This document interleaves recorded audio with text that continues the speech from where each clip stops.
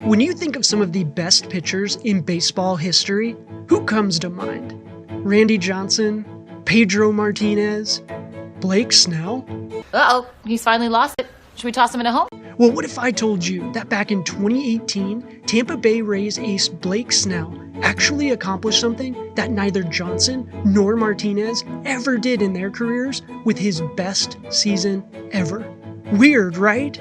Well, the weirdness of the 2018 Tampa Bay Rays doesn't start nor stop with Snell. He's just a big part of it. Buckle up, baseball fans. It's time to head back to a better, yet weirder time. A time where Marvel dominated the box office with actual banger after actual banger. The Rockies were actually a playoff team, and the 2018 Tampa Bay Rays, well, they were just busy defying all expectations by making a playoff push despite a roster assembled out of spare parts from the island of misfit toys. The Rays won 90 games in the best division in baseball and missed out on the postseason by just 7 games in 2018. But it's not how many games they won that intrigues me. It's how they did it, what happened because of how they did it, and the records they broke while doing it. Today we look at 3 reasons why the 2018 Rays are maybe the weirdest team in baseball history. Their defiance of expectations despite one of the weirdest rosters in baseball history. Blake Snell's unexpected yet historic MVP-worthy season on the bump, including how Snell's career as a whole has been super weird. And then how the Rays said to heck with over 100 years of conventional thinking that year and literally changed the game of baseball forever. The 2018 Tampa Bay Rays won 90 games and didn't make the playoffs. On its face, not very weird. But considering who Kevin Cash had to work with, how they were forced to play that year, and who they were competing against, very weird. Evan Longoria is the first player who comes to mind when I think of the Tampa Bay Rays. He is the franchise career leader in BWAR, games played, home runs, doubles, runs batted in, runs scored, runs created, and total bases. He transcended the Rays upon his arrival in 2008. From 1998 to 2007, the Devil Rays finished last in their division 9 out of 10 times. Since Longoria's debut in 2008, 0 last place finishes and a name change. This is what folks mean when they say a franchise-altering type player. From 2008 to 2017, Evan Longoria was the Rays. But entering the 2018 season, no more Longoria. Are you crying? No, I'm not crying, okay? I'm allergic to jerks. The Rays traded Evan Longoria to the San Francisco Giants in December of 2017, and just like that, the Rays lost their franchise player. It wasn't just Longoria either. The Rays also traded away Corey Dickerson and Steven Souza Jr., who each hit over 25 nukes apiece, and did not re-sign Logan Morrison after he hit a whopping 38 nukes for the Rays in 2017. This means that the Rays lost 4 of their top 5 position players by BWAR, including their top 4 home run hitters from 2017 to 2018. And how did they try and replace those 115 home runs? By trading for CJ Cron and signing Carlos Gomez. Coming into 2018, Cron had never hit more than 16 home runs in a season and was starting to look like a bust with the Angels, while Gomez was 32 and was 5 years removed from his best season in the bigs. But those two came cheap. To the Rays' credit, they did also bring in Joey Wendell, Matt Duffy, and Daniel Robertson to help fill Longoria's void. And as you'll soon see, that actually worked out wonderfully. But Fangraphs projected the 2018 starless Rays to win just 78 games that year, with the playoffs as a fever dream. Instead though, they'd win 90 games and missed out on a wildcard spot by just 7 games while rocking the league's lowest payroll. Which is even more impressive when you consider that the 2018 Red Sox had baseball's highest payroll, and the Yanks, well, they were the 6th highest. So how'd they do it? Well, by playing small ball, embracing the data, and saying goodbye to conventional thinking, of course. The Rays have always been at the forefront of embracing data and making decisions based off of it. They were the first team to really embrace the shift when they started shifting for David Ortiz in the early 2000s. In fact, the shift became such a weapon that in 2023, MLB had to change the rules surrounding it. So it should be no surprise that the 2018 Rays won games by utilizing the data once again. They may not have been able to spend big, but they were able to find players who complemented each other nicely and implemented multiple platoons offensively in order to put hitters in the best possible position to succeed. And it worked! Despite only 2 players playing in at least 140 games that year, the Rays finished 2018 with the 7th highest team OPS+, 4th highest team batting average, while stealing the 2nd most bases and hitting less home runs than only 3 other teams. Weird! That lack of power didn't translate to one player in particular, however. You want to talk about weird? Well, prior to the 2018 season, CJ Cron's career high for nukes in a season? 16 with the Angels, each of the previous 3 seasons. Cron would go on to hit 30 nukes in 2018 for the Rays, while literally being that team's power source. The Rays are the team that jump-started CJ Cron's career. The next closest Ray in home runs was Wilson Ramos with 14, but only Jake Bauers and Willy Adames hit more than 10 nukes that year. But you really want weird? Come on. Let's get nuts! Coming into 2018, Joey Wendell had 118 career plate appearances and 16 career runs batted in.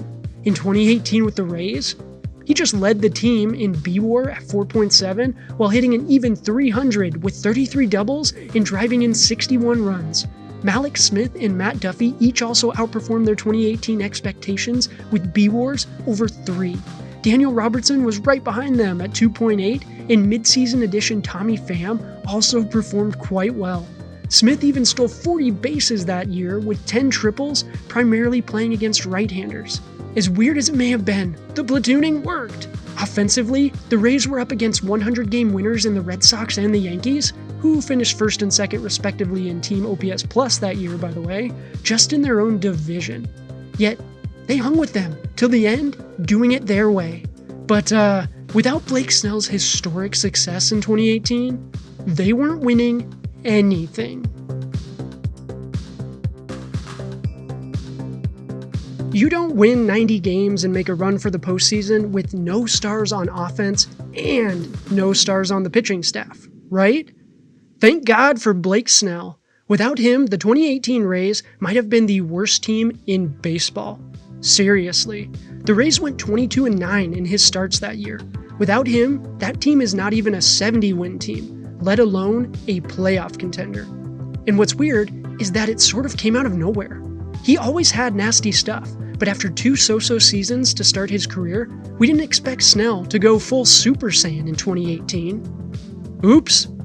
Blake Snell was nothing short of historic that year and actually carried that pitching staff in 2018. In fact, that year, he did something that neither Randy Johnson or Pedro Martinez ever did in their Hall of Fame careers. He went 21-5 that year with a 1.89 ERA. Only 11 pitchers since 1971 have won 20 or more games with an ERA under 2. And again, Pedro and Randy are not on that list.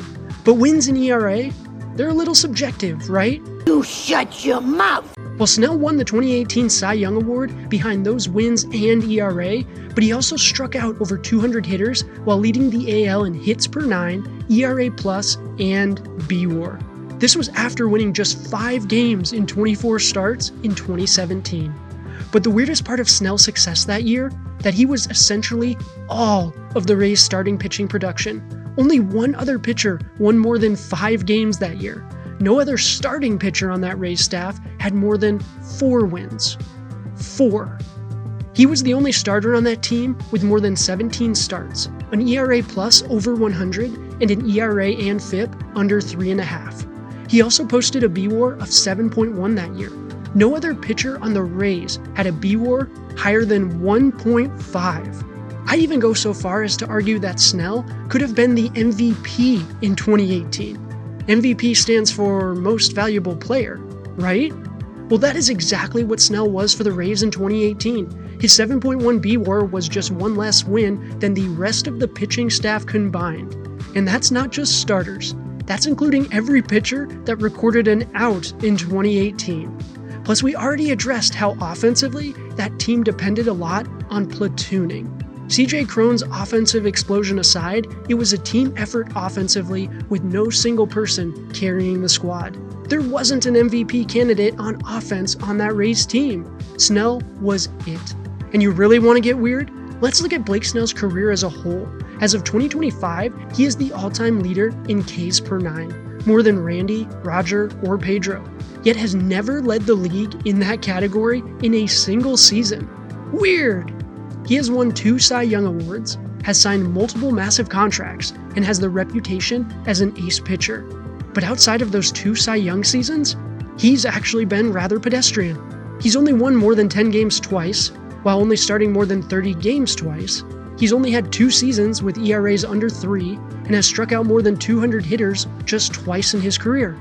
Essentially, when Blake Snell starts more than 30 games, he wins the Cy Young. Again I say, it's weird!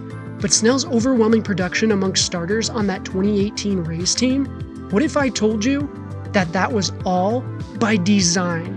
The 2018 Rays literally changed the game of baseball in how they handled their pitching staff in 2018. Baseball is a game of tradition. For about a century, the conventional thinking for a pitching staff was to have 5 starters who would pitch until they couldn't or were ineffective, a set of middle relievers in case things get squirrely, and then a closer to come in and shut the door when they are needed. Sometimes, though, you say to hell with conventional thinking, and that is exactly what happened to the 2018 Rays. Following the 2017 season, Rays manager Kevin Cash looked at their team and organizational pitching depth in general and decided he was going to implement a 4-man pitching rotation in 2018, with the 5th day being a bullpen game, where one of the relievers would start but only pitch an inning or 2 before letting way for another reliever. It wasn't the first time in baseball that a team had done that for a game or 2, but it was the first time in baseball history that this had been carried out for an entire season. And you know what? It actually worked.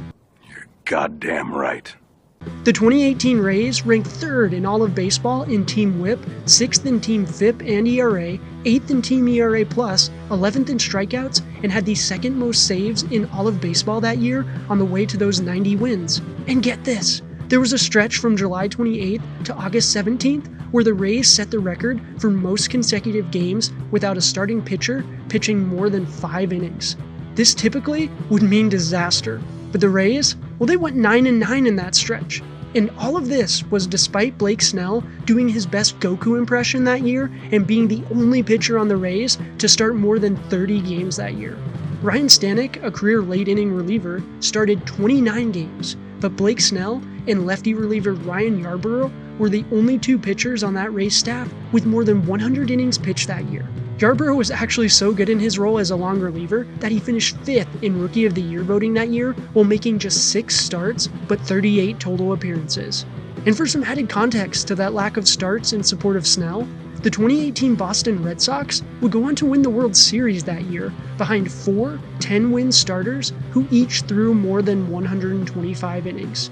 That and Mookie Betts. Speaking of which, be sure to check out my video on Mookie and the Sox. We had some fun. But that is what the Rays were up against, and shows how differently they handled their staff. Yet, still won 90 games. It's weird, but it's also left quite the legacy.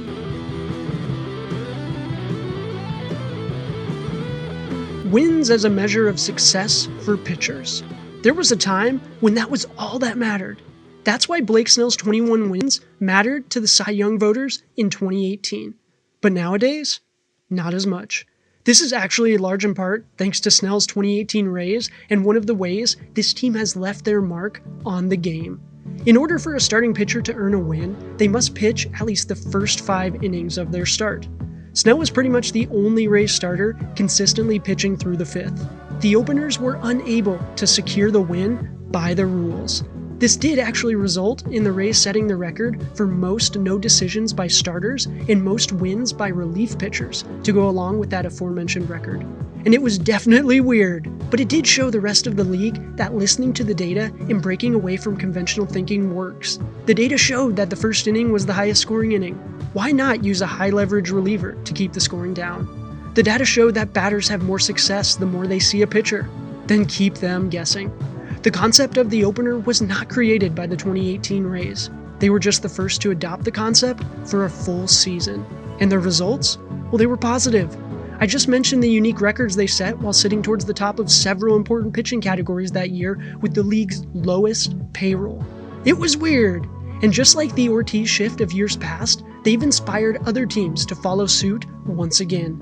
It's now commonplace to see any team in baseball have a random bullpen day with relievers pitching the entire game. The 2023 Giants also followed the Rays' lead and implemented openers throughout that entire season, and also had success. They even took it farther than the Rays, though. Pour one out for Gabe Kapler, eh? But the hoopla surrounding the use of openers reached a new fever pitch prior to the 2024 season.